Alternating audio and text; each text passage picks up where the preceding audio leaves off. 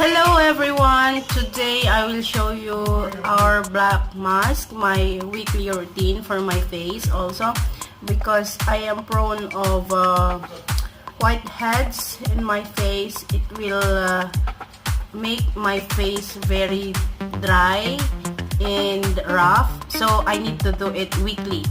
So I use this product.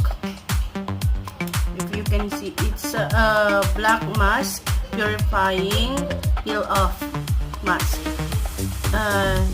Deep cleansing peel-off mask removes dulling surface cells and impurities, while vitamins and plant extract soften the skin to restore a youthful glow. It's a natural and bio black mask, so it helps this one.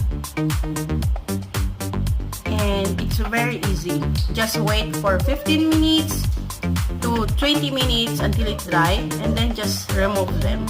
It's good if you will do this once a week or twice a month. It depends to your skin. So try to come also in our beauty shop for your facial treatment if you are willing to come. There are Geraldine Hair and Beauty Salon. Please subscribe Barberang Pinay at your service. Thank you.